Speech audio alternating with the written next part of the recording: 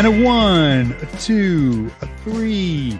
Hey, podcast people, welcome to Death by Podcast, the ultimate horror movie podcast, where we talk about horror movies by the alphabet, as long as they are on VHS. Kevin, you sent me that. I'm your host, Adam. That's your other host. Who is it? I just said it. Kevin. Kevin, you sent me that that image of, or that thing of a tweet. Was it a tweet of a history of violence? Yeah, well, yesterday was the anniversary of the last DVD, or the last VHS ever coming out. Okay. Oh, and they always came out on Tuesday too. Yeah, that's right. And that was when A History of Violence came out. Was yesterday? Yeah, that was what spawned the 2005. Yeah. Man, it's crazy. It's like our Bible or something. I don't know. Yeah, those of you that don't know, History of Violence was the last movie to come out on VHS. It's credited as it anyway. And that's as long as whatever we watched, for the most part, came out before that, we're good. But today, speaking of main show, we got Clue 1985. Kevin's, that's almost 20 years since, well, almost 2 years. Sorry, I'm just 2 years. Well, 20 years. It's been almost 20 years since. Oh, since that last VHS came out. Yeah, since the VHS ended. Yeah, it's crazy. I don't know. Makes sense. And now nobody even buys physical media anymore, except for you. Yeah, it's weird. Even I have a hard time. Hard time what, finding it? No, like I'm a lot more selective about what I buy now. Okay. Yeah. Otherwise you have like a room full of Blu-rays. I don't know. And I buy mostly for special features now, less so than the actual movie. That's cool, but don't you? I mean, I don't know. I know there's a lot of digital special features now when you like buy a movie or whatever, but I don't know, maybe not. Commentary tracks there's nowhere to get them. I mean, some of them are posted on YouTube, but do they even do them now for new movies, like current movies? The South Park guys still do commentary on their DVDs. We're talking about movies, not South Park. I mean, I listen to the. I asked you if they do movie commentaries, and you said South Park. Well, they do. They still do their commentaries. Yeah, they'll still do them on but it's mostly on older movies, which is even better if you ask me. To get You mean like they go back now and do them? Is that what you're saying? Yeah, this isn't like a newer one, but when they did Chud, it was for the laser disc, and it had still been 15 years since they made the movie, and it was cool because it was the first time. It's Daniel Stern, John Hurd, and the director, and they're none of them had seen it in 15 years, and they were like, "Holy shit!" I still haven't fucking listened. It's really good. I think that one's on YouTube, especially because Hurd's dead. That guy died I don't know. I think the director might be dead too. Really? Yeah. Rest in peace. Daniel Stern dead? Rest in peace, man. No, I hope not. Yeah, he's not. Man. He's still around. No, he's still around. All right.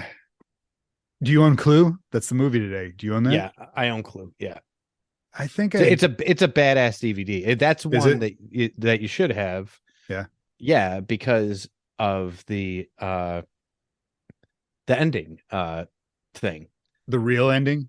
Well, no. So do you know the deal with the endings? I read, aside from what's on what I saw today, or what I watched when I watch it regularly. Mm-hmm. There's more to it, you're saying? Yeah, it's not. So when you watch it, I mean, I saw the movie a million times because they used to play it on Comedy Central. Amazing. Nonstop. But so if you buy it on Amazon or whatever, or you watch it digitally, or see it on TV, it's Hey Kevin. Yeah. Should we save this for later? For the ending? This talking about Clue. Oh yeah. Should we do movie news? Should we hang on? Should we hang on just a minute? Yeah, sure. All right. I'll remember where you were at. It was with the I mean, yeah. But yeah, we'll talk about it. We'll talk about it in a minute. Kevin had something that got him really excited. before we started recording. I didn't necessarily have to read it on the show. I just got like, I was like, oh, that's some good news. I was looking at the movie news right before we recorded, and I was like, oh, there you go. They just Disney Plus canceled Willow. Oh, really? Yeah, and I was like a second season? Yeah, they're not doing a second season. And I Hmm. was like, you know what? Good. Fuck you for like, Did you watch Willow? I watched the first episode and I was like, nope, not this is exactly what I thought it was going to be. If I hear it's amazing, I'll come back, but It wasn't amazing, definitely. The draw for me was Warwick Davis, but he was a side note in the whole show, which is crazy because it's called Willow. So I'm not getting behind it like viciously like you are. Like I feel like if you could murder the second season, you would. But yeah. But if I could retroactively like delete the first season, why? What does it do by existing to you? But you know, we were just talking about this on the Patreon. I know. It just bugs me that like when they can't leave it alone, and then they put out this like, at least, I mean, I don't know what happened with the rest of the show. Yeah. I don't think it retroactively made the old movie worse. No, the old movie exists as it is. Sure, but like other things that like when they do this, yeah, that can happen, you know. I realize like in use Star Wars, for instance, like oh, that's what happens to Luke. But then you just don't watch it. Just don't watch that thing. I mean, I watch it too, and I get like, oh, that's so. My frustration comes from, oh, you could have done something different or better instead of like, oh, you just ruined a character or whatever. No, they didn't. That character still exists in the original trilogy, and we're good. Like you just watch those. Yeah, if you can. I'm kind of going through this with Picard right now, and that like, well, because I tell you, like, season 1 and 2, like season 1 is bad. Season 2 is, we've heard, yeah. I mean, this is not hyperbole. It's the worst season of TV I've ever seen in my life. Season 2, yeah, it's worse than everything. I've never seen anything so bad. And season 3 they're 4 episodes in. Still good. It's not bad. It's because last time we talked, you were like, "Oh, the first episode was good." I gotta admit, so it's still good. It's not. Yeah, it's not. It's the best Star Trek you've ever seen. It's the best Star Trek they've made since 2009. Wait, what was 2009? The J.J. Abrams movie. That was a good movie. Yeah, it's not bad. It's fine. I don't mind it. Yeah, I haven't seen it since, but it's okay. But yeah, it's anyway. But it's just that it's not bad. It's not off. But like, what was I saying? But like, I'm in my head, like mentally, I have to ignore seasons 1 and 2 to even make this work because, well, and they totally want you to do that.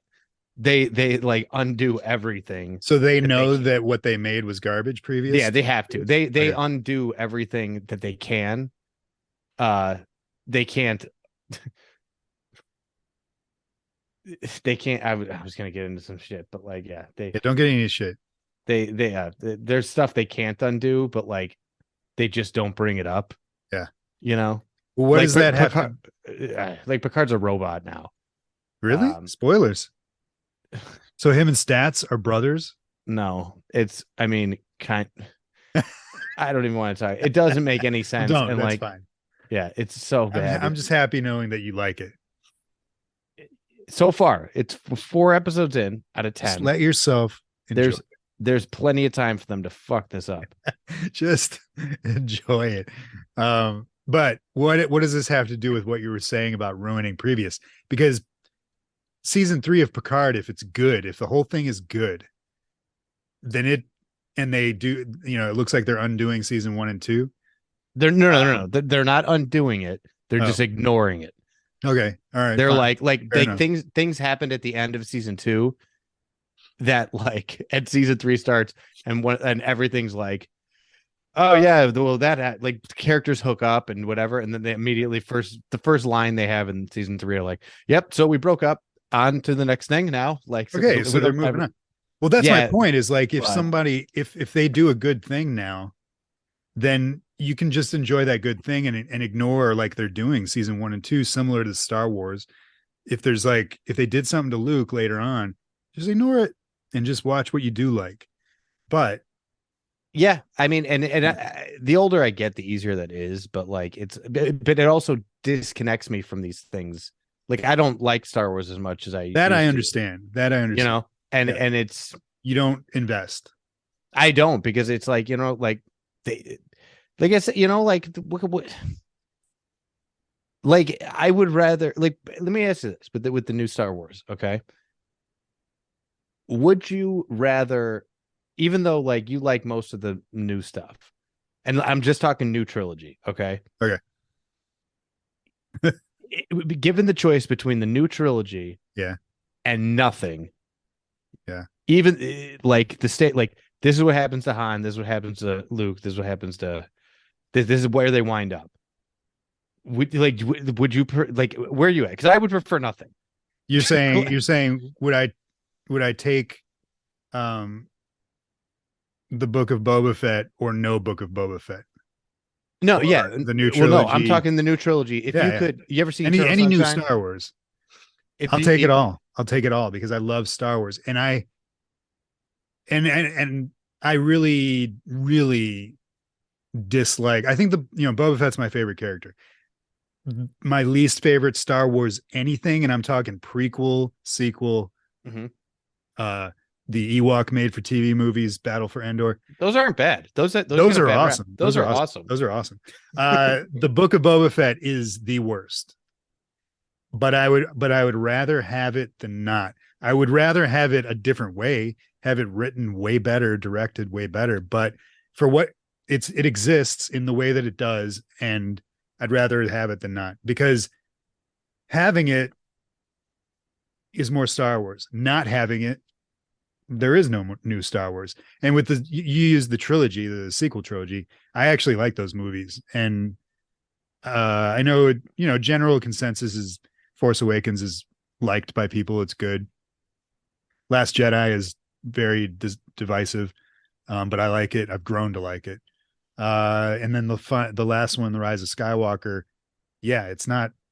There's nothing great I think about that movie. it's barely a movie. Like that It's one. barely a. It's a movie. It's barely a story, and like Yeah, it doesn't do anything for the greater picture or the trilogy. But I'd rather have it than not have it. I'd rather have it than they go, you know what?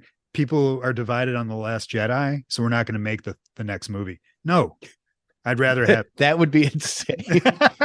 Do you imagine that they do? Like, people don't, like, they're just like, we're not going to do 9. But that's where how they're much. at now because they have no balls and they're so afraid.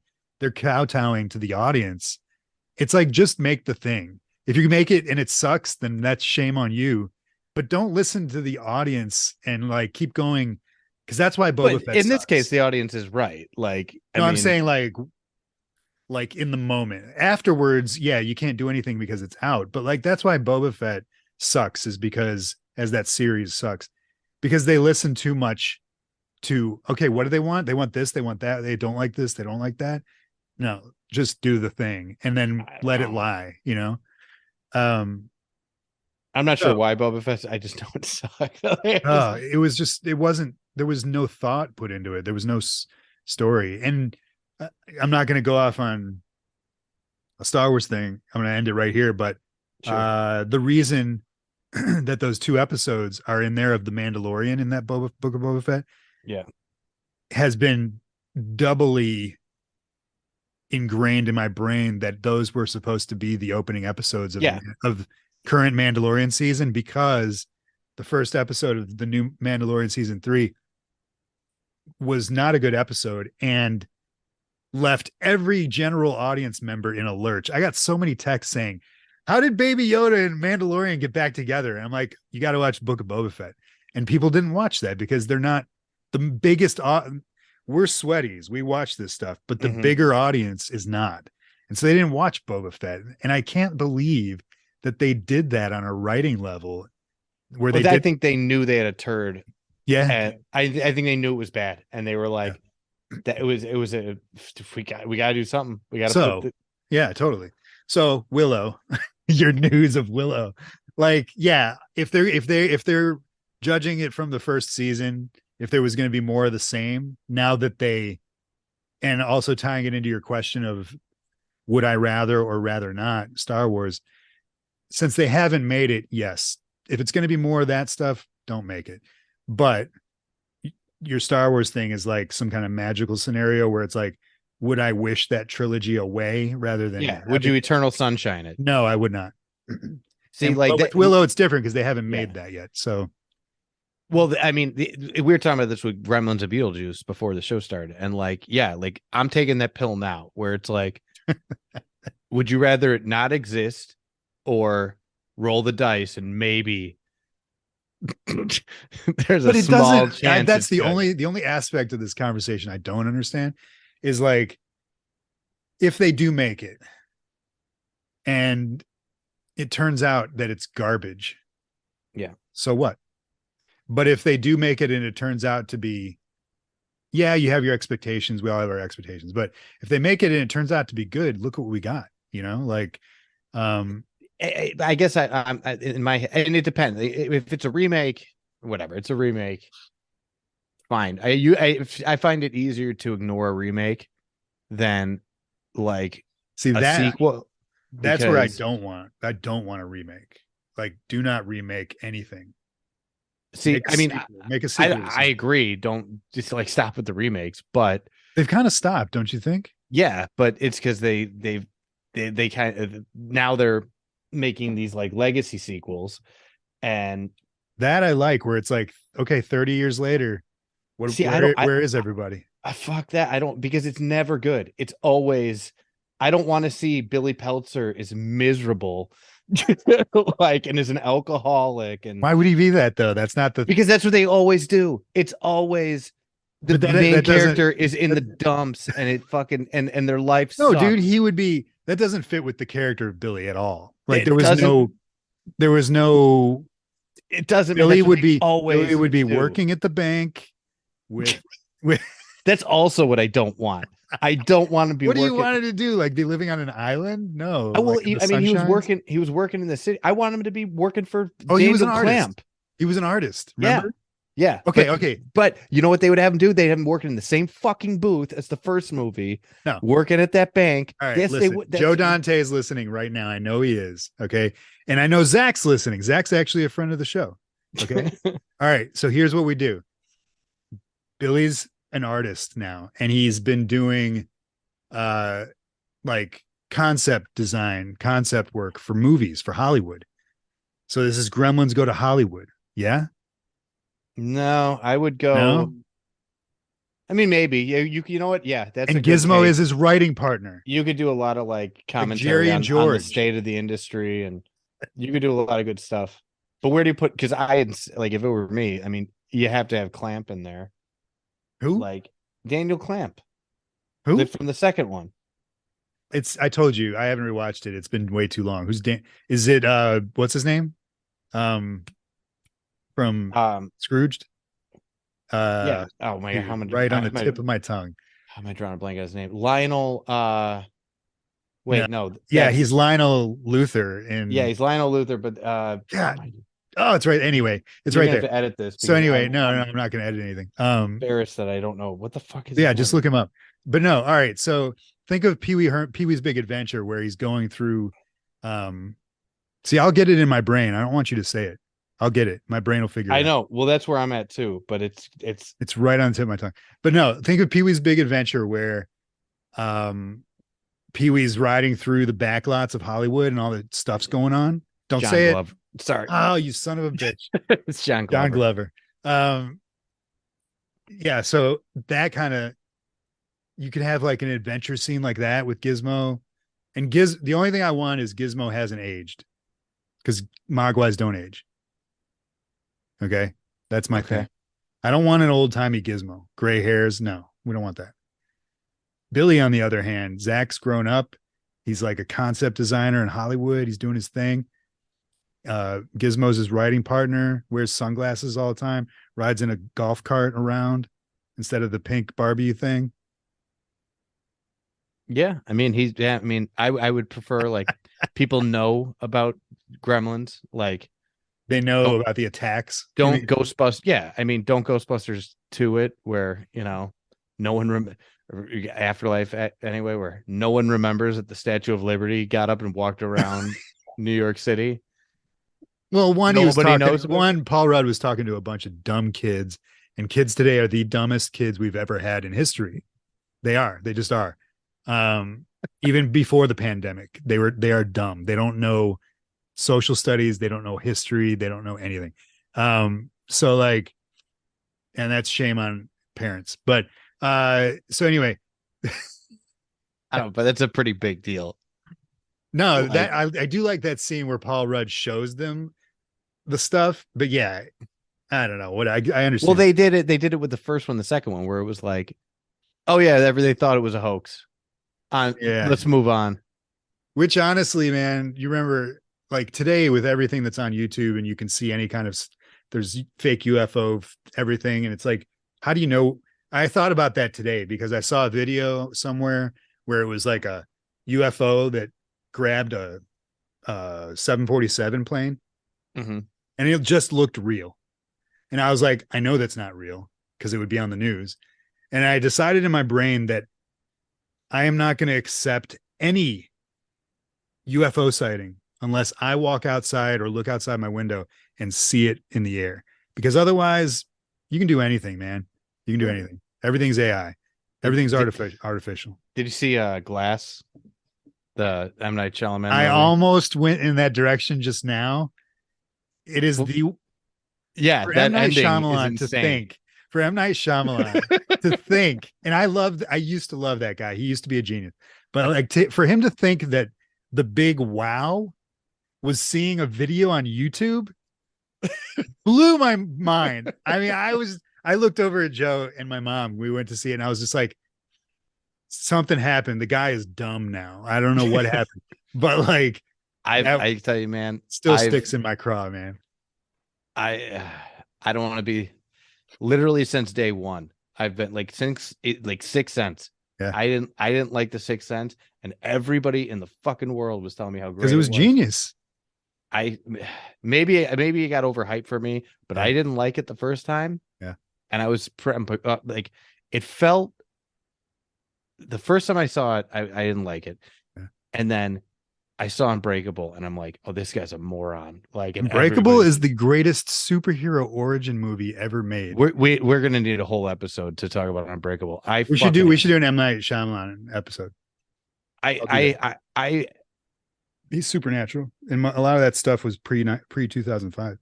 I hate everything. I know you hate everything. Just stop. Period. Right there. You hate everything. So you just said it. So bad from his mouth, folks. Everything he's made is like I hates everything. I was in the theater one time, yeah, and I was in the theater, and the trailer for Devil played. That's the one where that was his comeback, man. It was his comeback.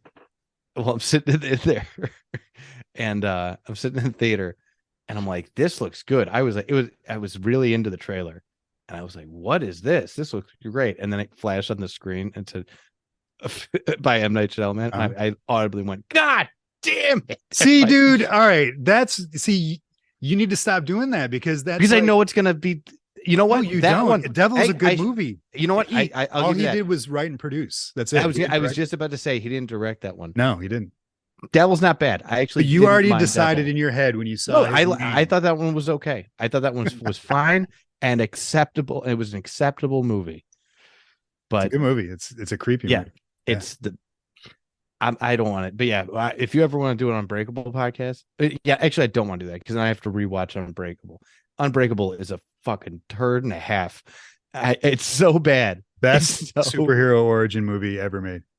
The Split was also great, but Glass was one of the worst movies ever made. I'll give you that. When I saw Unbreakable in the theater, because I saw it in theater because my buddy was like, to this day, it's one of my best friend's favorite movies. We argue about it. He's a smart guy. it makes me want to tear my hair out, that movie. All right. It's so bad. It's fine. We're all wrong sometimes. We're all wrong sometimes. And like, like there's things that whatever. You got any more news? No. No, I don't. I got a what'd you watch? And it was this afternoon. I got a few of those, but yeah, what do you It was got? this afternoon. I had never seen it before, and I didn't watch the whole thing, but it was Above the Law, Steven Seagal, Oh, kick-ass movie. 1988. Is it? I mean, it's by Steven Seagal standards. Like, Okay, it's okay. Well, that's like zero standards. Isn't Steven Seagal now a communist like traitor? no, I don't He's think like so. he got an award. I was reading today. He got an award from Putin and declared that he is 1 million. I think he said 1 million% Russian now. That's news to me. I don't know. Yeah. Last I saw was he was doing that cop show. I know Yeah, it was a he's- while ago. He's insane. Yeah, he's definitely insane. Yeah, I don't want to, especially he's like, I used to be big into the UFC, and he would pop up every once in a while that Get like, his ass wiped. well, he would just be like, oh, I taught that guy. Like he was just so full of shit. Yeah, Like, was he ever really a tough guy? Like he wasn't a real life hard man. I don't Like, know. There's a bunch of videos of him like training guys, but like all he does is just like they're super fake. They're like, Yeah. it's super bullshitty. But he does, I don't know. he's He sucks for sure. he's a turd. Like, Well, all right. So I only caught this like this one scene, and like and after I saw it, I was like, that was the way I want to remember Steven Seagal. So I turned it off. And it was a scene. I don't know if you remember, but this is Above the Law, 1988. And there's a scene where like he's a Chicago cop with Pam Grier, their partners, I think. And like he's in his car, and this car, another car pulls up. They like block him off, and like 5 or 6 dudes get out with machine guns, right? And they just blow the shit out of him. He ducks down in his car, and they blow the shit out of his car, like riddle it with bullets. And they're all standing there in a line, like gangster style, like Capone style, with their guns, right? They're machine guns. yeah. Deadly weapons. And like he gets out with his pistol and goes, these 5 dudes are standing with machine guns. He gets out of his car after it being blown to shit with his pistol and goes, freeze. It's like, dude, at this point in any other movie, Yeah. they would just blow the shit out of him, or Mel Gibson would get out of his car with his pistol and start shooting these guys. Yeah. But Seagal goes, freeze, to these dudes who just blew up his car.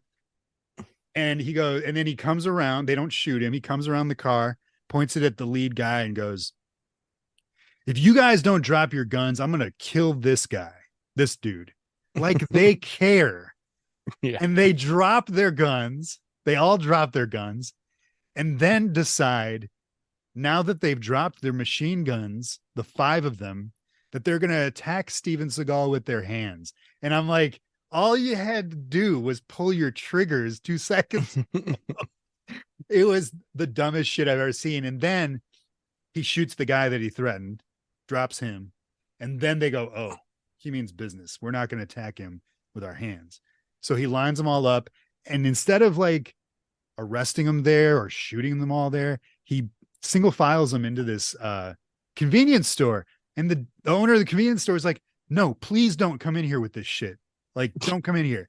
Sure. And of course, then they decide to attack him again, and they destroy this convenience store, this man's livelihood. It was the most asinine thing I have ever seen in my life, ever, in a movie, because I've never seen that in real life. But you should watch some of the newer Steven Seagal movies. Really? He still makes movies? Oh yeah, and he owns, like, it's pretty wild. There's a breakdown. I forget. I think it might be Ralph the Movie Maker. There's a really good review of like, I don't know, like 5 of his newest movies. Yeah, they're they're Redbox movies, and they're shot for nothing, and it's one of those deals. Well, Steven Seagal, I'm sure he's listening. Like, fuck you, and also keep doing what you're doing, man. Whatever it is, keep. I like Under Siege. Who is there? Another person? Kurt Russell, or who's in that? What am I thinking of with Seagal and someone else? Are you thinking of Gary Busey? Because Yeah. Gary Busey's in Under Siege. Oh, okay, really? Yeah. No, I thought there was a movie with Like Steve. Under Siege is a real movie. Like Tommy Lee Jones in it. Okay. Like I think Well, that was his big breakthrough. Elena Elanak. She was like my childhood crush. She was You in don't even know her Playboy. name. She was in the Beverly Hillbillies movie. I don't know. She was in No idea. she's in a movie called Chasers. I remember Chasers. Is Charlie Sheen in that? No, I know what that's The Chase. Oh, okay. Chasers is I think Tom Berenger. Oh, man. I don't know. Doesn't matter. Christy Swanson? No, Erica Elanak. I'd probably recognize her, especially if she was in Playboy. No, She's in the Blob. She's in the 88 Blob. She's in Oh, is it the main chick in the Blob? no.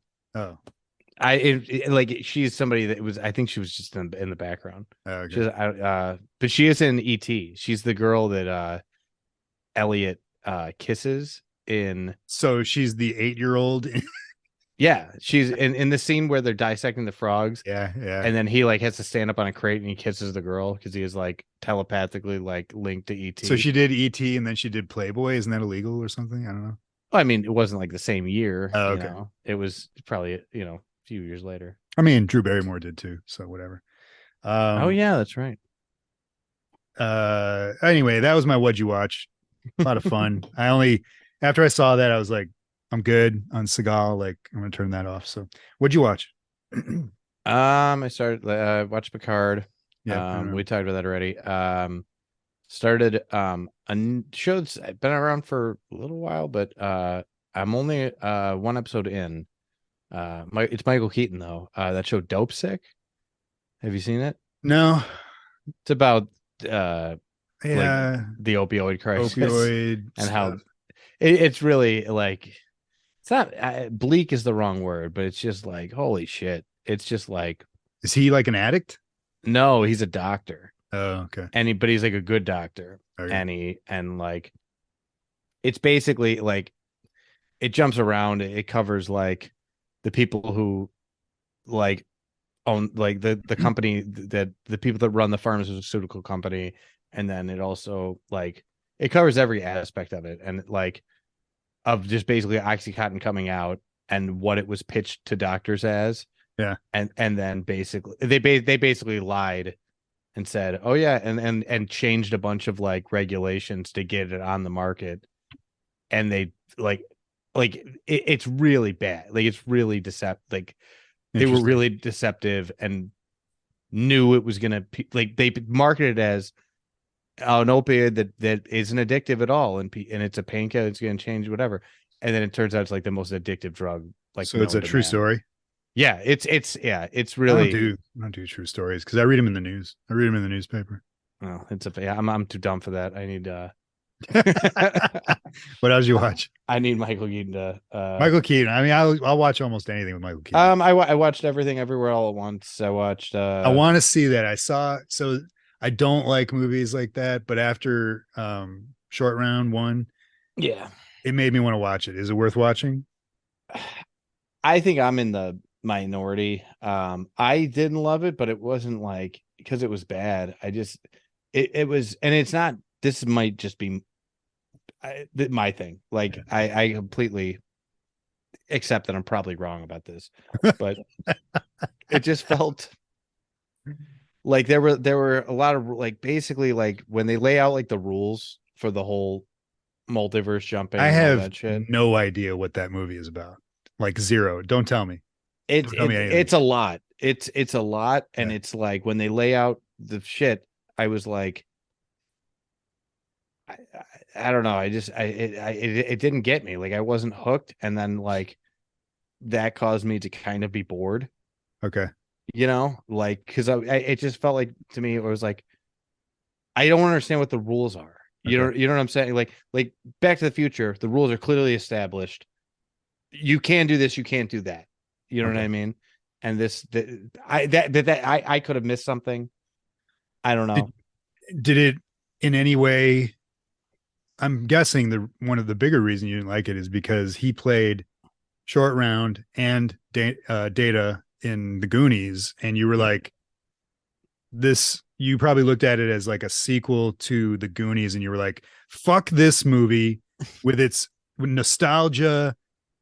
Short Round, get out of here. Yeah, am I close? I have the ability to recognize Get the candy bar out of your pocket. but I tell you what, it was funny because like the next day I saw a fan made poster, like after it won all the awards. Yeah. I saw a fan made poster someone made on Reddit, and it was like a Disney Plus original show, like Short Round, like the last Dude, and it was all this shit. Please do and that. I was like, fuck off. Yes, please. You know, I was watching just before we started recording, I watched his acceptance speech because I didn't know that this dude, Key Short Round, Key Short Round. Yeah. I didn't know that he was kind of still in the business. He did a lot of like stunt work and like, or not stunt work, but like fight choreography, I think, and in pretty prominent movies. So I wanted to see his thing, and I'm happy that he won. It's awesome. Somebody who was like arguably the biggest he's ever been in when he was 8 years old or 10 years old, and now he's winning an Oscar. Cool. But as he's speaking, it was the most like generic garbage American dream. He even said that like speech. And I'm looking, as I always do. I didn't watch the Oscars. I used to love watching them. I stopped watching them because they're the most deluded people on earth, and the Oscars mean nothing. So that's why I've been on the edge about like watching that movie and the other ones. But there's my grumpy old man. But see, I watched what a bunch of like idiots in that room. See, that's how I felt the last few years at the Oscars. Like, especially last year. Last year, I was like, "This is like a soulless." Like, it is. It's awful. They have no idea what reality is like for humans. Yeah, I agree. But this year, I really like The Whale, which is the Brendan Fraser movie. Talk about a crazy acceptance speech. That dude. I mean, I wanted to see. I mean, honestly, I don't know. For some reason I kind of wanted to watch it this year more so than the other years, and it was and even I hate Jimmy Kimmel, and I was like, he did a pretty good job. Did he host it? He hosted it. Yeah, this is the first time they've had a host in like 4 years, because you could, you know what I mean? Like anytime they would announce a host before, it was like, oh, but he said this once, and now we have to fire him, so no one wants to do it. So they just got Jimmy Kimmel, who's already been in trouble for doing blackface, and like, what are you going to get in trouble again? You know. Speaking of blackface, just whatever.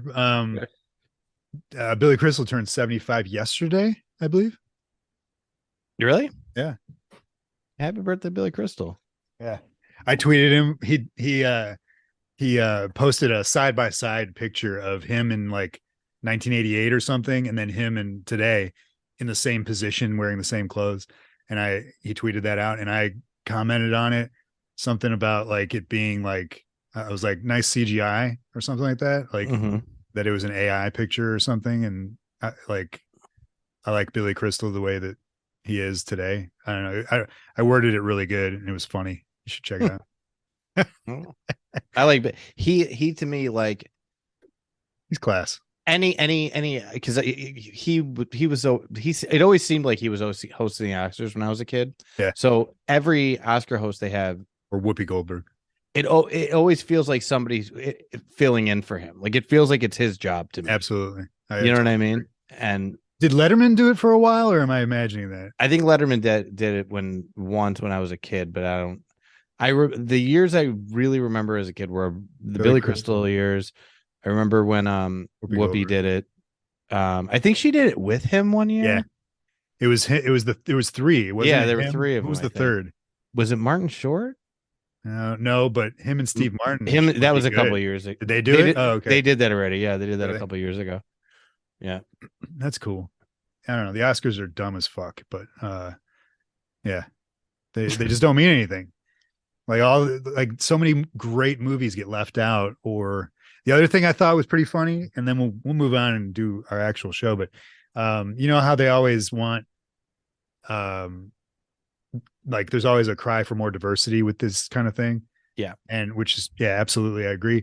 But I started to notice a theme over the last few years where it was like a few years ago or a couple years ago, it was like all black African American winners and stuff. This year it was a lot of Asian stuff, but they can never do them all in one year. Like they can never do different like diversity all together in one year. It's always themed, which to me feels even more racist. I don't know, or narrow. It's that kind of thing where it's like, I hate that too, because it's like, because they made such a, I don't know. Well, they made such a big deal out of making sure that the nominees are diverse, that it makes you double think that, you know what I mean? It makes me like, and I don't want to be like that, but it's like, are they like, is it the best movie? Is it yeah, exactly. Is it, or is it because that's the problem you get when, and that sucks. I don't diverse. Like, you're making me do that, and I don't want to do that, you know? Well, that's why they're bullshit. I mean, it's complete bullshit. Plus you can get away with aggravated assault on the Oscars. So like, Jimmy Kimmel, and I gotta tell you, man, I fucking can't stand Jimmy Kimmel. Did he slap someone? No, but he had a really good joke about that. Yeah. Where he said, basically, he was like, listen, we've got it under control this year. If somebody gets up and assaults somebody, I just want everybody to do nothing, and then we're going to give them an Oscar and let them speak for 20 minutes and give them a standing ovation, because that's what you guys did last year. Jesus Christ, man. I was like, that's actually, you know. That ruined a generation of kids seeing Will Smith get away with that. He should be in jail right now. I'd say, I think it was fake. Really? Yeah, really? I really do. Well, my brother Joe told me that Chris Rock has a new Netflix special. Yep, I saw it.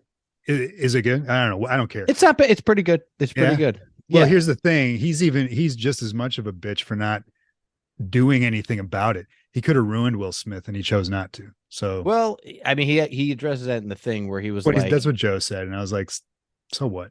Well, he's like, what, you know? Yeah. I mean, what is he going to do? Tested behind the shield of his own Netflix special. Well, instead of like on national TV or I like that he court of law. Yeah. Well, I like that he didn't go on fucking Oprah and cry. No, he didn't, you know what I mean? He was quiet for a year and then did the special. Yeah. And I mean, I'm sure it was good. Rock, I like Chris Rock a lot, but I don't care about him, but I know he listens to the show. So Chris Rock, if you're listening, you're a big bitch. And I hope that you get slapped again, honestly. Maybe he'll do something about it next time. But yeah, I think the whole thing was fake. I really do. That's interesting. I thought that for the longest time, but maybe you're right. You could be right. I still do, because the Oscars, I mean, I don't want to. The Oscars ratings were really bad, and they were getting worse every year, and nobody gave a fuck. I think this was like how MTV used to do this. Like every year at the VMAs, it was something. Yeah. It was like, oh, Kanye got up on stage or fucking Madonna made out with Britney Spears. Or it was every year. It was like, you got to watch this because of what happened. Well, were the ratings this year bigger? Have they? Yeah, they shot up this year. This is the biggest. Really? Yeah, this is the biggest they've had in years. That is so pitiful. God. Ugh. All right. Clue, 1985. What else you got? You got anything else? No, I'm good. But and the other thing is, real quick, just to add to my conspiracy theory. Yeah, please. Will Smith for years, I mean years, has been doing these Oscar bait movies, and like, listen, sometimes Oscar bait isn't bait. Like Rain Man, you consider that Oscar bait, but like it's like sometimes those kind of movies aren't bad; they're pretty good. Rain Man's great, but like he was doing some fucking cringy Oscar bait like every year. Yeah. Okay. And then fucking a couple years ago, you know, Jada Pinkett Smith was the one that started that whole thing. Did you almost call her Jada Pimpett? You know, I don't know, but she was the one that started that whole like, oh, there's no diversity, and it's because he didn't get nominated for. Yeah, he didn't get nominated for. Shut up. And she made a big fucking stink about it and said, "We're not going." And they were like, "Great, don't come." Like, no one gives a shit about you, Jada Pinkett. Yeah, but fish. She made the big thing, about it, and then they made it okay. Like, yeah, we're gonna try and make it more inclusive and all that, and which is fine. Like, I don't care. They're dumb anyway, but like that was the whole thing. Yeah. And I'll bet he wanted an Oscar so bad that I bet there was some, hey, here's the deal. We're going to do this thing. And then we're going to give you an Oscar. We're going to give you an Oscar. And you could cry and talk to Denzel Washington off stage. Yeah. And it was, I bet that was like, here's the deal. We're going to do this. We're going to get our fucking ratings back. Like, you're probably right, man. I mean, it's a good formula right there. You're probably right. And then when he comes, because he's banned for 10 years from the Oscars. And they didn't do that for like another week. But tell you what, in 10 years when he gets to come back, they're gonna be kissing his ass. It's gonna be like, oh my God, dude. If that happens, that's it. I'm out. I'm moving to the moon. 10 more years. Jesus. I'm gonna be sitting. You just gave me anxiety for the next 10 years. I'm gonna be like anticipating Will Smith's return to the Oscars. Unbelievable. When we talk about Jada Pinkett Smith from now on this show, can we just refer to her as Fish? Sure. She sucks, man. You ever watch her on Gotham? She plays this character named Fish. I know she plays Fish Mooney or something like that. It's the worst character ever. Oh my God. All right. You want to talk about this? Yeah, let's talk about Clue. All right. So Kevin had the letter C. What did we have last week? I had letter B. I did Basket Case 2. And I'm like, did we make a promise already that next season, whoever has B will pick Basket Case 3? Did we do that? Well, let's do that. Okay. We do that? All right. Yeah, sure. If it's you, if it's me, we'll do Basket Case 3. Okay. That rhyme. All right. Clue, 1985. I'm going to set the stage for you, okay? Because this is your movie. Co-written by John Landis and Jonathan Lynn, who also directed it. I had no idea. When I was watching it this time around, I was like, I don't know who directed this movie. And so I was like, Jonathan Lynn, who the hell is this guy? But he's done like a couple things. My Cousin Vinny.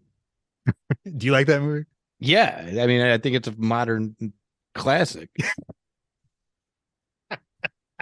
You just like, who doesn't? Have you ever met anybody that doesn't like that movie? Everybody I've never seen it. Everybody, I tell you what, everybody loves that movie. You've never met anybody that said, yeah, I like that movie. Everyone loves that movie. I feel like it's one of those movies that you're supposed to like, and I don't want to watch it because of that. I'm not a huge Joseph Pesci anyway fan. Which Joe Pesci, man, he'll kill me. So I love that guy. But like, who is it? Marissa Tomei, or whatever. Who else? She got an Oscar for that. Ralph Macchio, the Karate Kid's in it. Ugh. Can't act his way out of a sack. He's good in this. And then what's it? Oh God, I always forget. Crossroads. He was in that with the guitars. I always forget this actor's name. He's in the Muppet movie. He's in Kermit the Frog. No, Fozzie. he's an actor that as soon as you see him, you're gonna be like, oh, that guy. Gonzo. No, but he's really, really, really good. Big dude with the big nose looks like a what's his name? It's not Pat Riley. The other actor. The LA. Is it Pat Riley? Basketball coach, Pat Riley? Or is that his name in the Mighty Ducks? The bad coach in the Mighty Ducks. I haven't seen the Mighty Ducks. Is that the one with Emilio? You ever see Son-in-Law? Yeah. With Pauly Shore?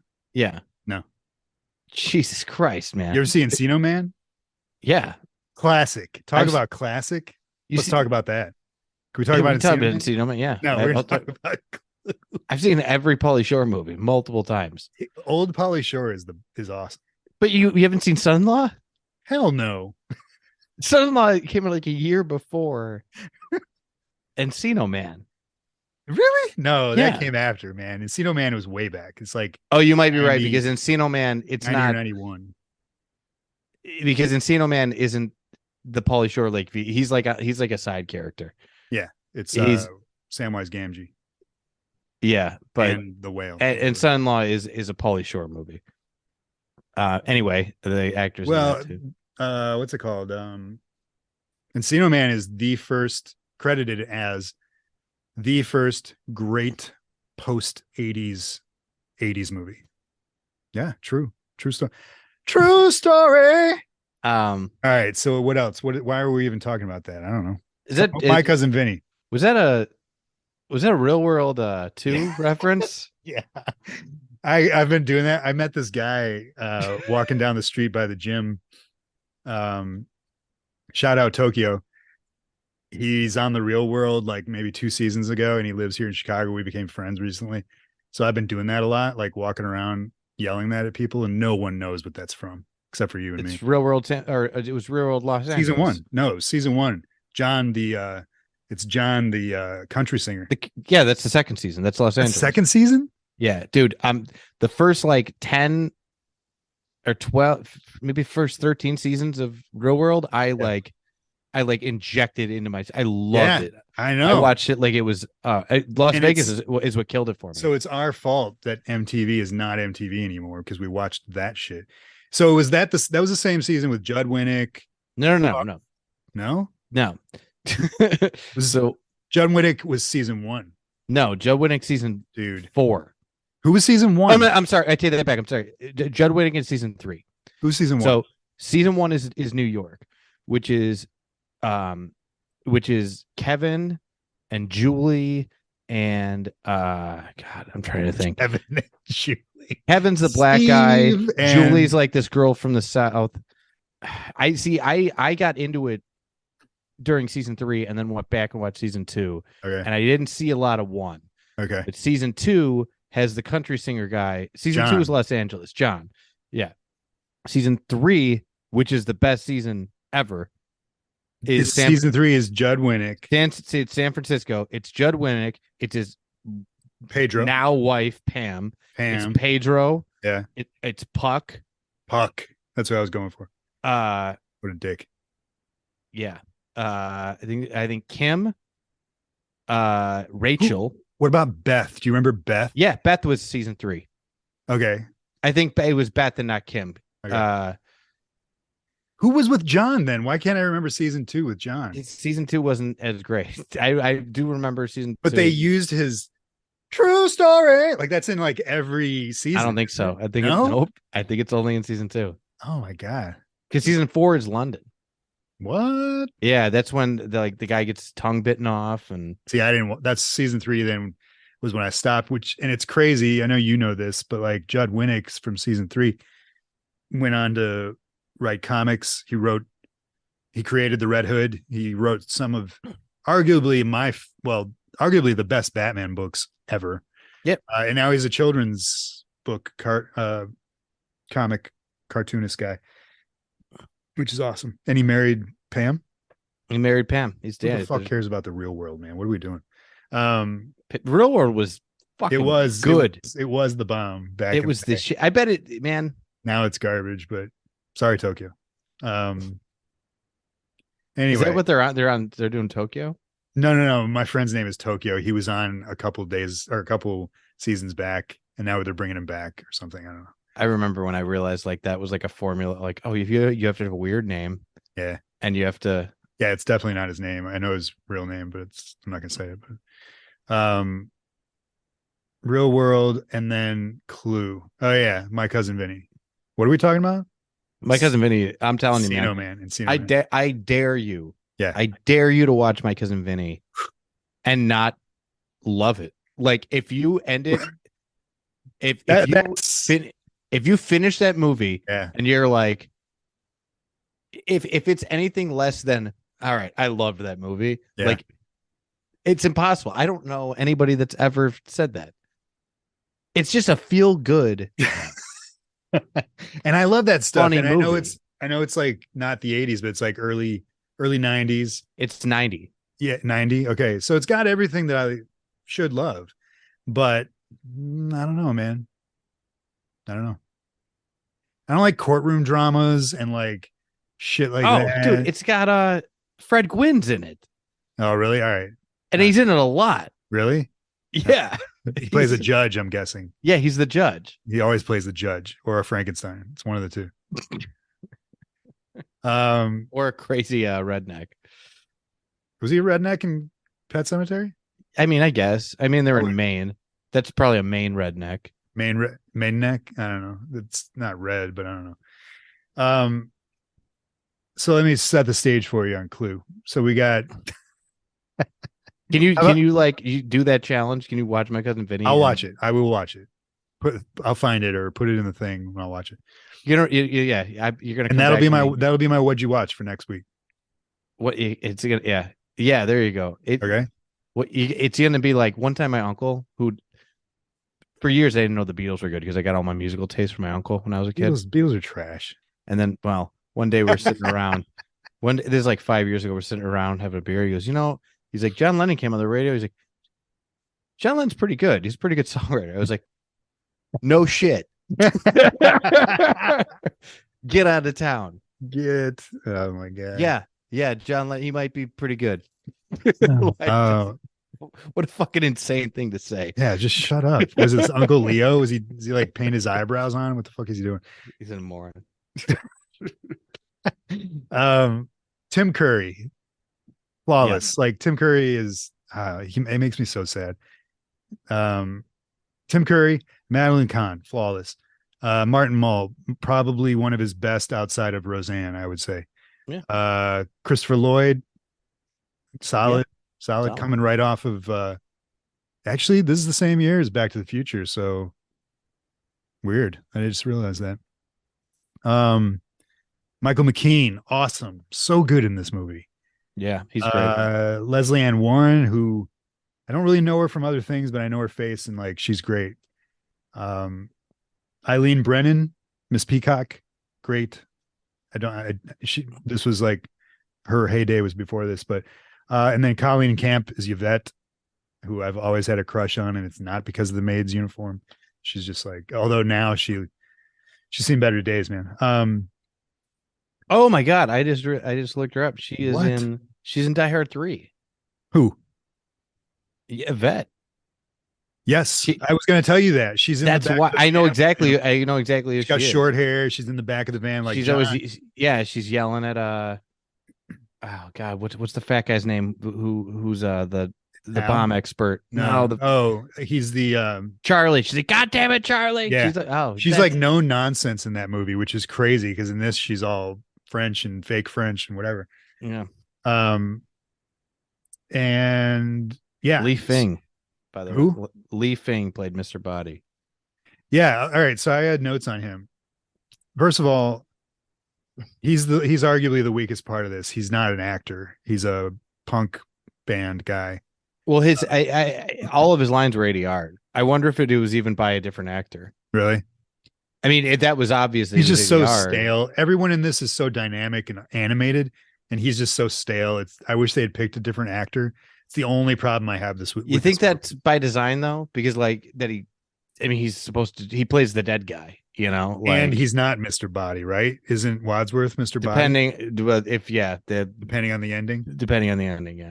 So, yeah, I mean that's a good point. I guess he's like a dummy, literally. Like he's like a puppet for whoever the killer ends up being, I guess, right? Yeah. But I looked him up because my whole life, I mean, I've been watching this movie since I was a kid and playing the game. I actually have my childhood board game here. We should play it sometime. And like from 1985, we used to play that shit all the time. But is the 85 version the like Christopher Lloyd and Michael McKean on the box or no? No, it's generic people. Okay. I don't know if did they make one for the movie? They must have. I don't think so, man. The 80s didn't do that.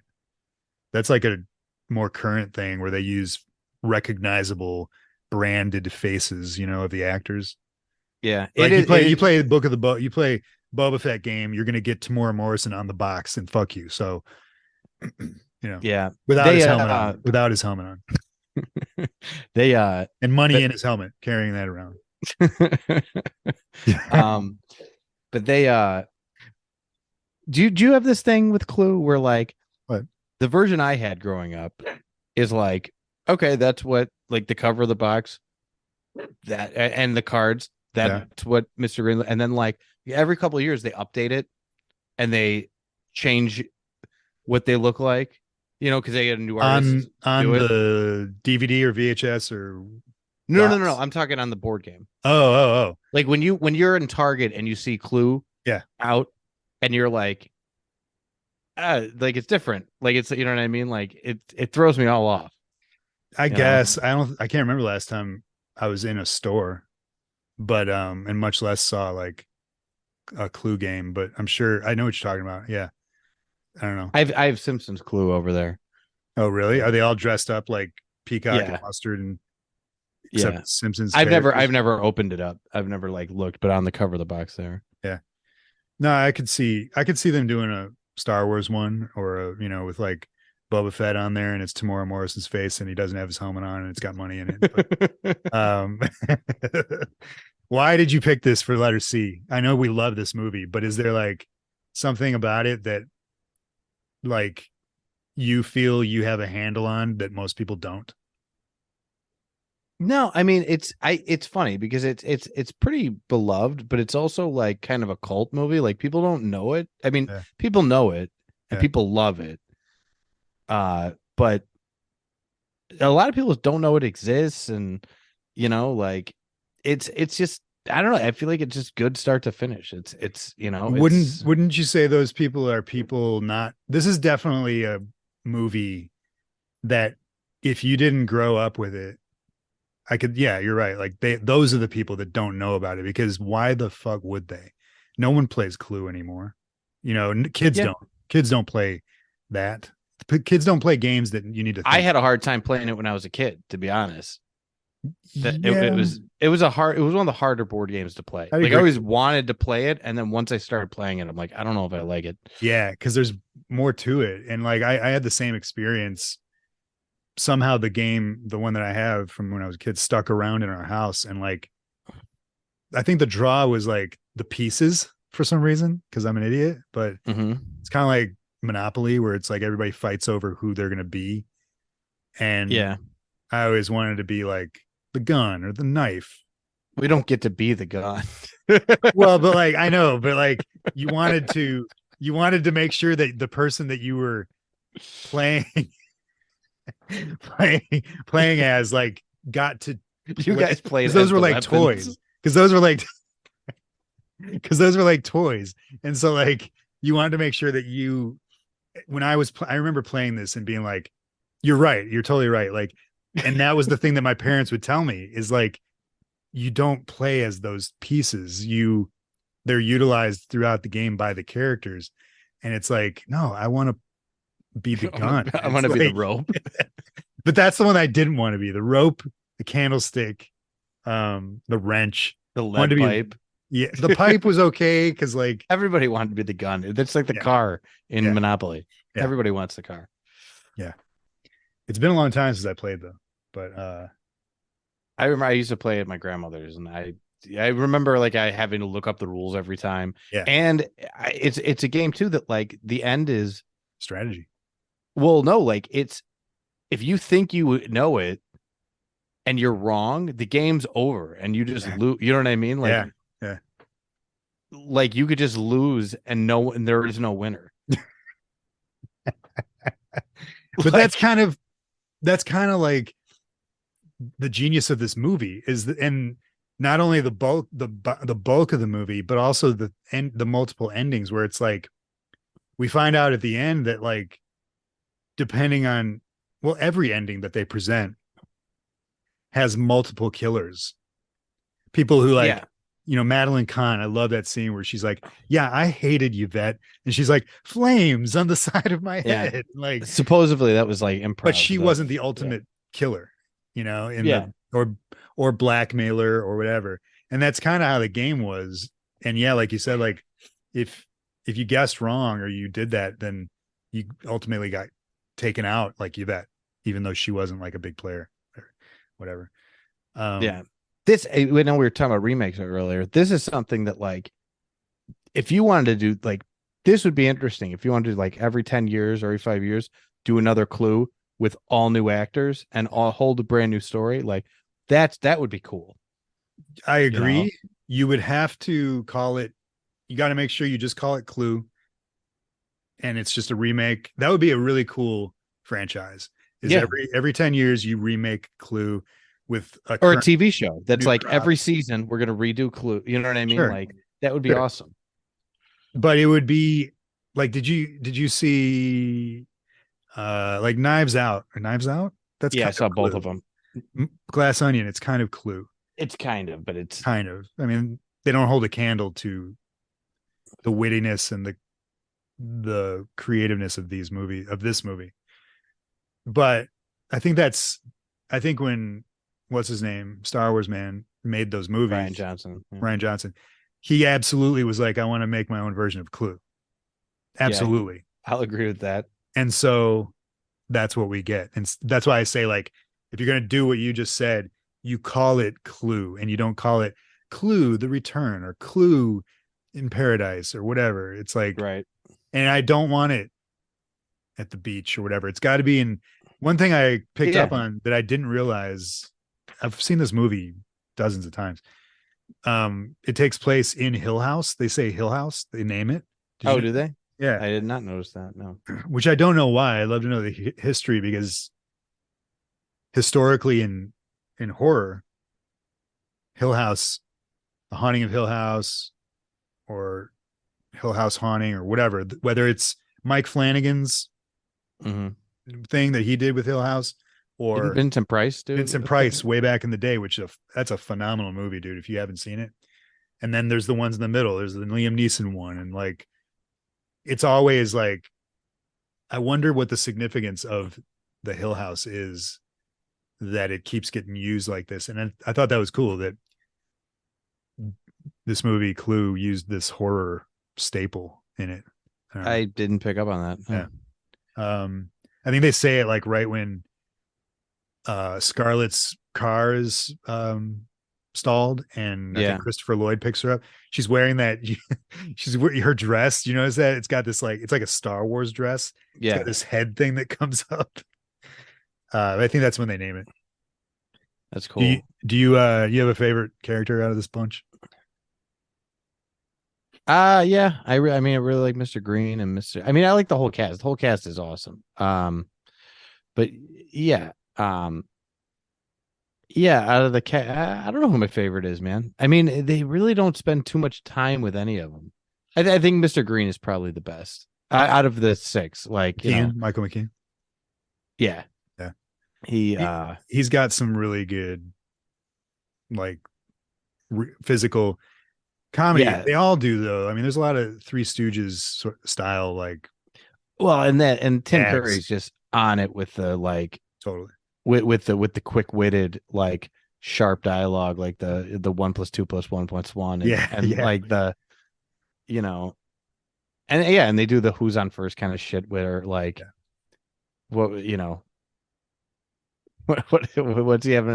I think he's arguing with the colonel, where he's like that. Yeah, I'll tell you this. This is something I always forget that they do, and it's my one gripe with the movie. It's not a gripe. It's just like, I wonder why they did that, and that, like, Colonel Mustard and Professor Plum aren't their real. Like, it's not their real names. They're aliases. Mm-hmm. Well, I wonder why. I thought they all were. I don't know why I thought that. That's not true. Peacock. Well, all of them are aliases. Yeah, I just said those two as an example, but, like, all 6 of them, those are like it's like a Reservoir Dogs. They're fake names. Yeah. They set that up at the beginning. They're like they sit down at dinner, I think, and 2 of them are talking, and I think Tim Curry stops them, or somebody stops them from revealing too much information because of the blackmail situation, I think. Right. It's hard not to say, like, Tim Curry is the spotlight, the best part of this, but it is. But also, I mean, I don't know. I'm looking at the list. I would say Mustard, Martin Mull, he's great, but he's definitely, like, at the bottom of my list. I really liked, as physically attractive as Yvette is, she's got some really hilarious situations and deliveries. And also, like, endearing. Her character has a couple endearing scenes, like where she's scared in the billiard room or whatever, and she overheard a conversation about somebody dying or something, and she's, like, crying, and then Martin Mull goes up to like comfort her at the same time Scarlett does, but he's doing it because he's like a dirty man and she's Yeah. doing it to like actually help. It's hilarious. But Madeline Kahn, like they all just like they all just do such a great job of like working off of each other and at the same time sort of like one will like take over where the other sits down almost. It's one of the best ensemble Yeah. casts that I've ever seen in my life. Yeah. It's awesome. The I noticed the music towards the end was really cool and it reminded me of one of your favorites, Transylvania 65000. It had this like it was like this weird like synth key do like that kind of thing. I think did Bill Conti do the music? I think you might be right. I'm not sure. I don't want to I want to say talk out of school. I want to say he might have I think you're right. some of his Masters of the Universe music. Oh shit, I forgot. He did the movie or the Yeah, he did the Conti did the movie? Lundgren movie. Yeah. Interesting. I could be wrong, but I'm pretty sure he did both. Oh man, you just reminded me that I had another What'd You Watch. Maybe I'll save it for next week. It was with Lundgren. What else? I could watch Yvette and Mr. Green walk up steps like together, like for or not walk up steps. Like I love. It's such a cool structure. The movie has a really cool structure where once everybody's in the house, they have like the dinner scene, and they move to these different rooms, right? Mm-hmm. They're in the dining room doing that scene. They move to like the library or something, do another scene. And then getting towards the end, the last like third act of the movie, where they're all going around the house paired up, searching through. And then it culminates to them like gathering downstairs again. It's just interesting how they, today it's like the goal of Hollywood is to remake a video game and make it good. Like everybody's saying The Last of Us has finally done it. And it's a great show. I don't think of video games when I watch it, but this you can absolutely see and go back to like when you used to play the game. Like it's almost like that's what's going on, like giant hands manipulating these actors in this movie. It's awesome. Yeah. It's a big difference than Battleship, like that's a great comparison. I've never seen that movie, but I imagine. But like that has nothing to do with the game. When you hear there's a movie about Clue, it's like that sounds awesome. You know what I mean? Whereas like Battleship, you're like, fuck off. I guess there really is no way to like adapt that and make it feel like the board game. I wish that was the goal today for Hollywood. Adapt board games instead of. Did they do a Monopoly movie? No, there's never been a Monopoly movie. It would be all digitized and stupid. I mean, Candyland. Oh yeah. Tim Burton will do that and it'll look dumb. Miami Vice, the board game. Have they done that? Miami Vice. I mean, that would be. I don't think now we're. But yeah, like a Connect 4. Connect 4. It would be like. Have you ever seen the fake trailer for Tetris? No, but they're making a movie. Yeah, but that's about like the making of the game. But there was is it? Okay. Yeah, so a trailer came out a couple of years ago that some guy made like by himself. Yeah. And it was really cool. It was like a Really? Tetris, but it was like in the game. Yeah, it was basically these guys were pilots and the pieces, like the little things were ships and they had to like make a wall in order to like block. It was a really neat. I'll have to find it, but yeah, send it to me. It was really neat. It was a really cool idea to do. I didn't watch the movie, but there's that movie called Pixel or something like that where it's Pixels. Yeah, I saw it. Is that Adam Sandler? Yeah, it's a piece of shit. Yeah, I'm sure most of his stuff is. He's been on a streak lately, man. He's been doing some quality shit lately. Adam Sandler has? Yeah, I'll tell you. I'm telling you, I am not. Was that cruise boat movie with Jennifer Aniston? Is that good? No, that movie sucks. Okay. But my wife really likes even crappy Sandler movies. Yeah, she's got bad taste in movies. She didn't like that. She didn't like the Jennifer Aniston one. But Sorry, a Lynn. couple things. One, we watched or what? Yeah. Well, when he does his dramatic stuff, he's awesome. He did that Punch movie. Drunk Love, dude. Well, he did. What was the? He did that. Oh my god, what the hell? What's the name of that fucking movie he just did like 2 years ago? Red hooded sweatshirt. No, it's I don't know. Welcome to Kevin Thinks. I'm sorry, but he was really great in it. It's but anyway, and then he did another movie that came out this year called Hustle, where he plays like a basketball coach. Okay. I mean, a basketball scout. Okay. And it was great. It was really, really fucking good. Yeah. Because he's serious, probably, right? Yeah, it's more of a serious movie. Didn't he also do something about he was a Jewish jewel? That's Uncut Gems. That was the one I was trying to think of. That was him, right? Not Totoro. Yeah. No, that was him, and it was fucking awesome. But there's another one that everyone said you have to like it, and I just I'm not going to watch it. I wouldn't say that. I mean, I loved it, but like I wouldn't. It's not My Cousin Vinny. It's not, universally loved. But a lot of hype. But I know those are all his dramas. But he did a movie called Hubie Halloween. Okay. Oh, I saw it. I saw it, dude. I threw my wife threw it on, and I was like, okay. I was like, whatever. I'm gonna be on my iPad. Yeah. And then like, I don't know what it was, man. But like, I like that movie. That movie was fucking hilarious. It's man. Charming.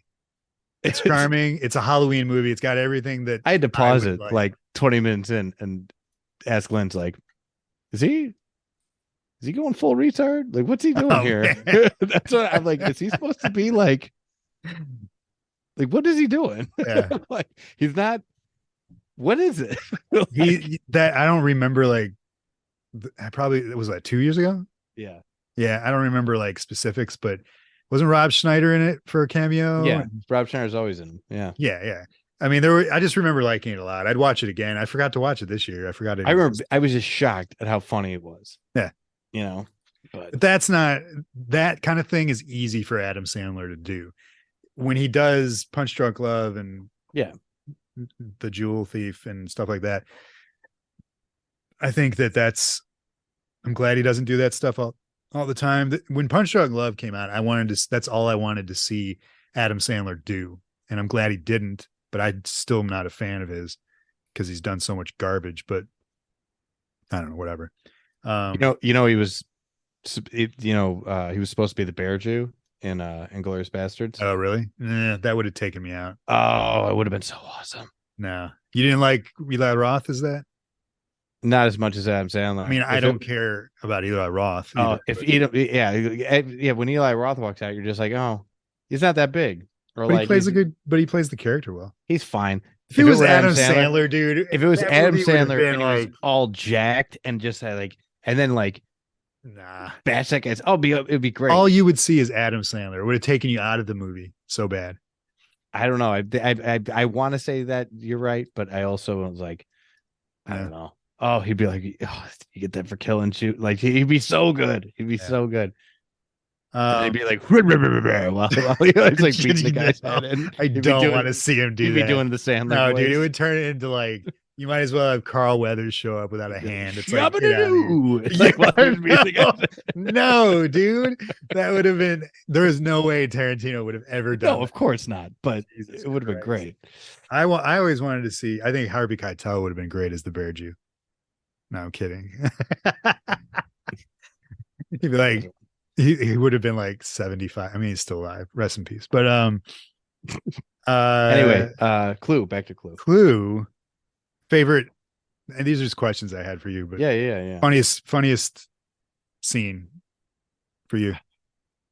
Yeah. I think the last scene, when last scene? Well, when Wadsworth is explaining everything and they're running around, I think that's probably my favorite. And then and the last line in the movie is the best. What is it? Michael McKean goes, "I'm going home to sleep with my wife." With my wife. It was If you're asking who killed Mr. Body, it was me in the hall with the revolver. I'm gonna go sleep with my wife. Yeah. Like it's the best. And then Dude. just to freeze it Yeah. like fucking perfect strangers. Like Yeah, you know me. Like freeze that last scene. I fucking love it. Speaking of Howard Hessman, you know, oh the the FBI cop. agent. Yeah. Yeah.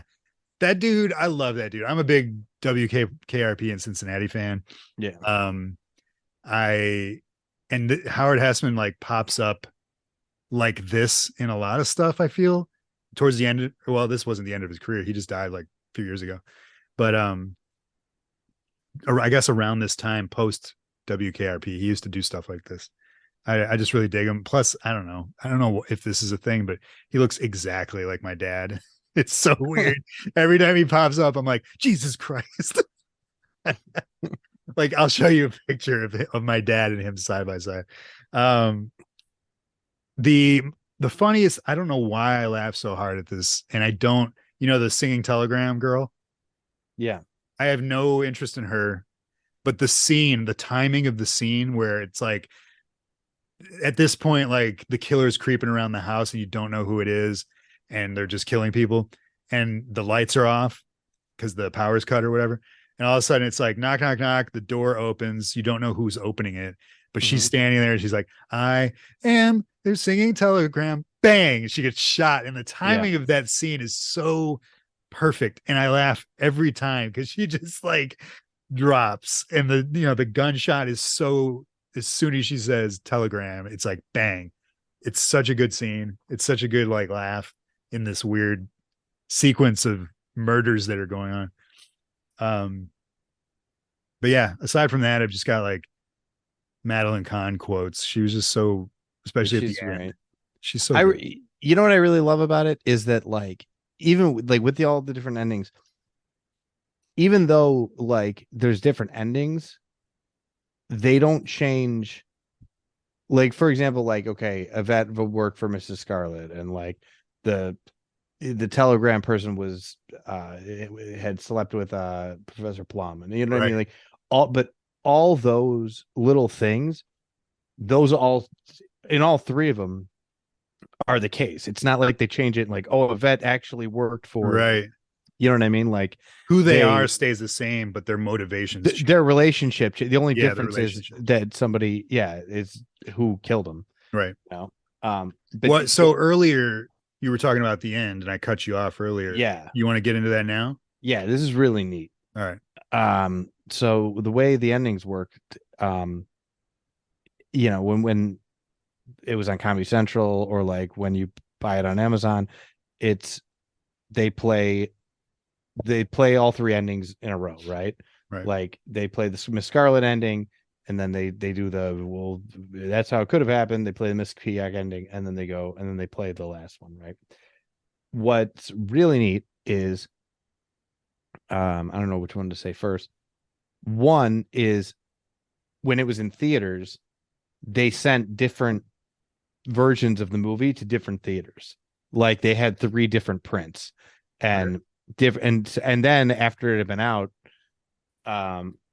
they would say like ending A, like you could look and say like, okay, ending A is playing at this theater, you know what I mean? And that, or ending B or whatever. So that was neat. It didn't really do great at the theater. Yeah, I remember reading that it was kind of a flop, which is weird. Yeah. Surprising. But what's really neat is when it came to DVD, they give you an option of you can either pick your ending of the 4. You could watch all 3 like the way they do it, or pick one of them, or you can hit you could go random. And so there's like 3 versions on the DVD. Well, yeah, if you want, like you can select it. I want the Miss Scarlet ending. I want the regular one where they play all 3 of them, or you can randomize it, and you don't know what one you're gonna get. That's which is neat. Yeah. So was it not until it hit streaming that they just combined them all into one ending? No, they did that once. I assume that's how it was when it went to VHS. I think if you watch it on VHS, it probably has all 3 of them in a row. And then when you watched it on TV, it was like that too. I don't know where it went. I had it up, but now I don't. But I was reading about how the actual ending, like how Clue actually ends. Oh, here it is. What is the real ending of Clue? And I don't know where this comes from, but it says the police and the FBI arrive and Wadsworth is arrested. He breaks free and steals a police car, but his escape is thwarted when three police dogs lunge from the back seat of the car. This ending is documented in Clue, the storybook, a tie-in book released in conjunction with the film. So I guess like, yeah. So when the Did movie, they shoot that? no, Like, or is it that's just like not according to storyboard? what I was reading about it, but I guess that was just the storybook. And I don't know why that would sounds like they are saying that that's canon as far as the endings go, but I don't know why the thing that was in the storybook would be canon and not what you saw in the movie. No, yeah, Because that's just some weird internet article. when you Sounds like. watch, and I wouldn't want to see that ending where Wadsworth is driving away and there's dogs in the back, and it's like the ending is great with the cast around everyone, Yeah. everybody there. And I like when they every time that I've seen it, it's always been here's what could have happened or this, but this is really what happened. The three. Mm-hmm. That's how the game is or could be when you're playing Yeah. it. So I think that's just another like insanely unique aspect of this movie that makes it so great. It's and I told you I can't figure my brother and my mom hate this movie. We all watched it I was together. dying to talk to your brother about I that know. I wish he because had. I don't know what's to hate. It's I think when it's we watched it, they said just like the chaos of it for yeah. some reason put them off. I don't know, but this is a movie that we've all grown up with. I'm talking about, obviously us, but them too. Mm-hmm. I mean, I started watching this when I was a kid, and my mom's seen it multiple times, and so is my brother. But I don't know, I don't get it. My brother's not nearly as nostalgic as I am, if Yeah. hardly at all. It But yeah, it's one of those ones too where like I thought I had seen it a bunch. I mean, I have now, yeah, but I didn't see it like when I bought the DVD, I remember thinking like, "Oh yeah, this movie kicks ass," and then watching it and being like, "Oh, I've never seen the beginning of this movie." You oh know what yeah, I mean? yeah, Like because it was a movie that was on a lot, and you would catch it and be like, "Yep," and now I'm gonna watch the rest of this, totally. and you'd come in at different points, and very rarely was it like, "Oh, cool, it's the beginning of Clue." Yeah, You know? it wasn't. I'm probably because when I watched it with them, it was it was 2020, the very beginning of the pandemic, and that was probably, as far as I can remember, the first time that I sat down and watched it from beginning to end. This Um, was one of the. Did I tell you about the murder mystery that I went to with this movie? no. It Oh, was was it at the bar? Yeah, it was at the Hollywood Boulevard. I remember you mentioning that. It was nah, I Was wasn't because they chose me as like a participant, oh, that's right. and I had to. Never choose Kevin to participate in anything. And I had to get up on stage, and like Yeah. everyone else they chose had brought costumes or like well they also gave you like a prop like costume and you're like oh you're this guy and like everybody else was doing accents and like was Yeah. really and I was just like Yeah. I was trying to get my brother and I'm like you want to do it like Yeah. here you could be the guy that goes up there and Were you like one of the people, one of the characters? I was one of the suspects yeah So which but one were you? Which color? What? I don't remember no it wasn't it was just it was a generic murder. It was a Oh, company okay. that does murder mysteries, Gotcha. and they did it. They did it like you did this before watching the movie, Okay. and it took like an hour. Yeah, you And probably like ruined it for like everyone, I'm sure. I probably did. I mean, I went like basically you had to go up there, and they were like they gave you facts about like, and they were like, hey, make sure you say that you're, you know, that you were sleeping with this person or whatever, and I was like, Right. okay. Right. And then like you go up there and everybody would be like, I did that, whatever. And like they gave me a sheet, and I just read the sheet. Yeah. Like I was so Totally. awkward and nervous. It was the worst. That's awesome. It was Um, that's all I got. Last thing was just I really love the end credits with the cards flipping and showing the actors and stuff. It was cool. yeah. But yeah, other than that, that's all I got. You got anything else? What else you got? No, man. No, I'm good. It's a good pick. Can you imagine a Monopoly movie where like it's about a car and a thimble like driving around? That's how it would be. And it would be like all CGI. If they had made a Monopoly movie in the 80s, it would have been awesome. I But don't know how do you how even do I it? don't You know. know what I mean? Like this is really the only game you could do this with, I think. If you made a Monopoly movie I mean, and you could do Candyland, I guess. it would look like Alice in Wonderland and Tim Burton would mess it up and it would just be done. Johnny Depp. Johnny Depp would be in it. He would be the Candyland man, and it'd be like, dude, get out of here, Johnny Depp. Rest in peace. Yeah, that's all I got. Yeah, me too. It's good stuff. It's a good pick. So next week, Kevin. Did you pick the movie already? Because I have a suggestion if you haven't. Oh, I picked it. All right. But I want to hear your suggestion. Maybe I'll change my mind. Because I had a lot of choices. D's good. Yeah. My suggestion, it's something that I've never seen and I've always wanted to see. Let's hear it. Was gonna be Dr. Giggles. Oh, Darkman villain. What's his name? I don't remember. I don't know anything about it. I've just heard that it's awesome. Man, that kind of throws a wrench in it. I wonder. It's the villain from Darkman. You haven't seen Darkman. Yeah, I have. I saw Darkman. You know, Durant. Yeah. It's him. He's Dr. Giggles. Okay. But I've never seen the movie. So, it might suck. So, but yeah, maybe I'll watch it on my own. Do you have a year on that? No. If Darkman was 91, I bet Dr. Giggles is 93. Okay. All right. Well, let me tell you what I was thinking. Maybe we'll change it. So D is really good. And I had a bunch. I looked up specifically horror movies that started with D and then obviously were before 2005. So there's like Dog Soldiers. Have you ever seen that? It's a werewolf movie. No. 2002.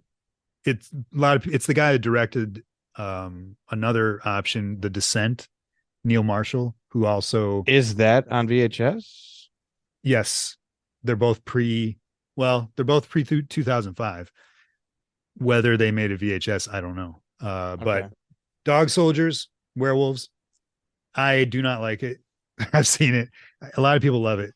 But Don't Look Now, 1973, Dracula, any Dracula, lots of Draculas, specifically 1931, Bela Lugosi.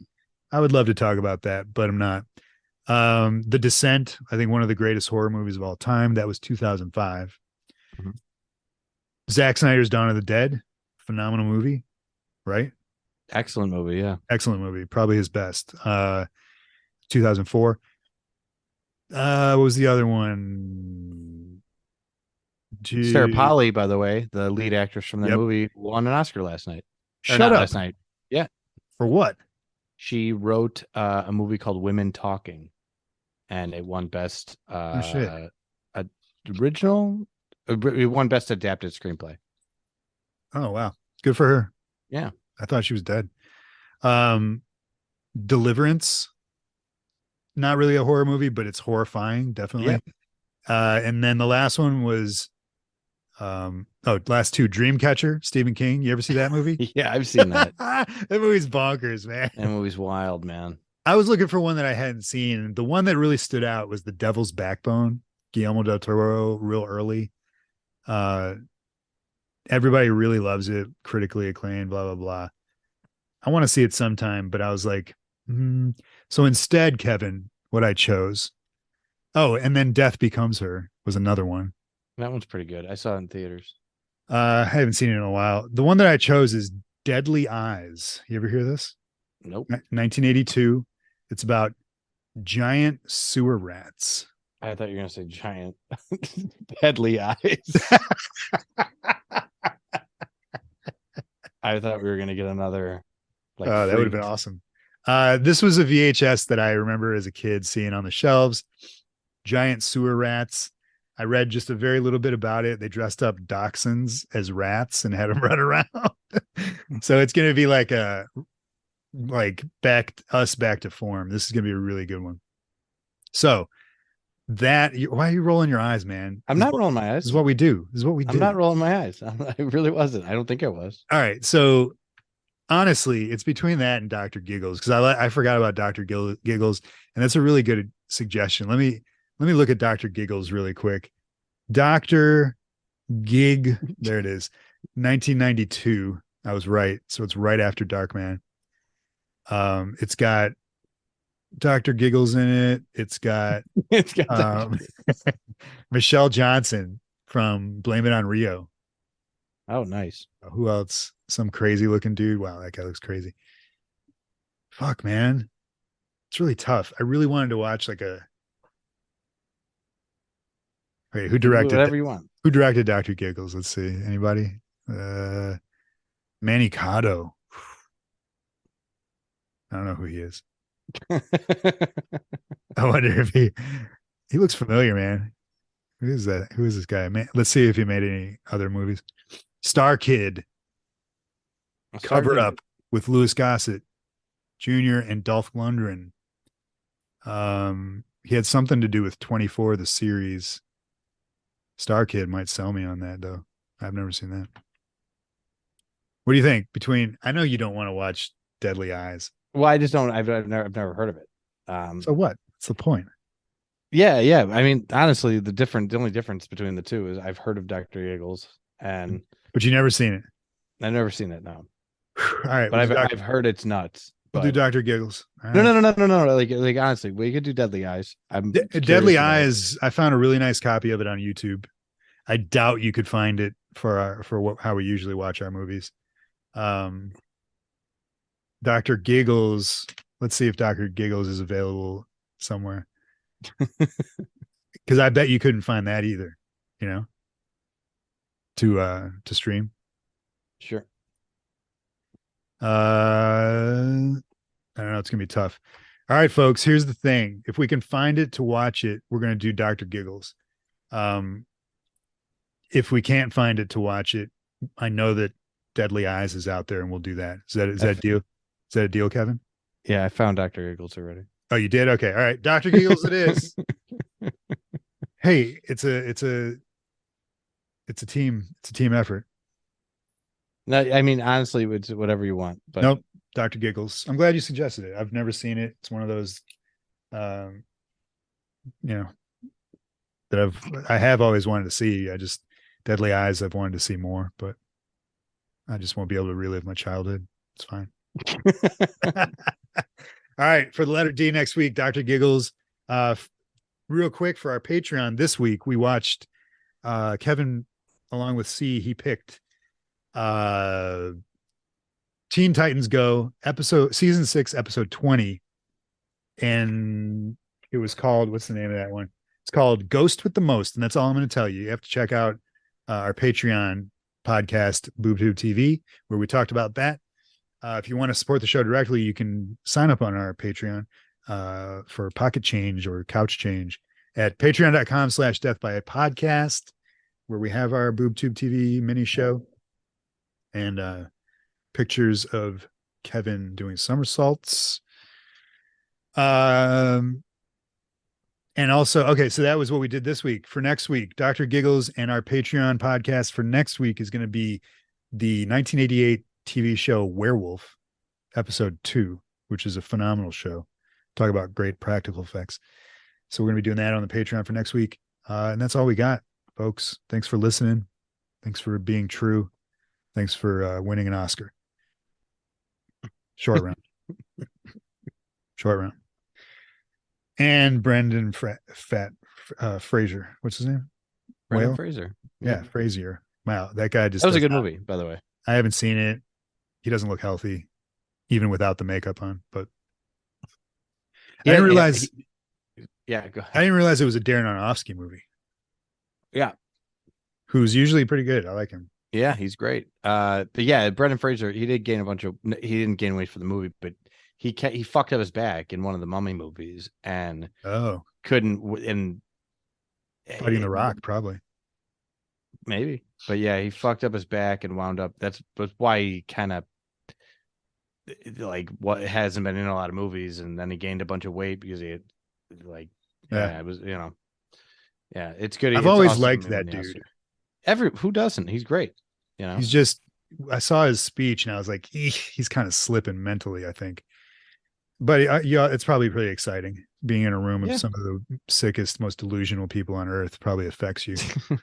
He also voiced Robot Man in the DC, what's it called? Crazy People or something? No, it's Doom Patrol. Doom Patrol. Yeah, which I've never seen, but good for him. Glad People say it's good. Rest in peace. What were you going to say earlier? A minute ago. No, nothing. Just now, or I don't know. No. All right, you got anything else? Thanks for listening. I'm your host, Adam. And that is your other host, Kevin. It's Miller time. Dale. Kevin. Folks, we're out of here. Thanks for listening. Be safe. Whoever I told to fuck off in this episode, I'm sorry, but I absolutely meant it. See you guys.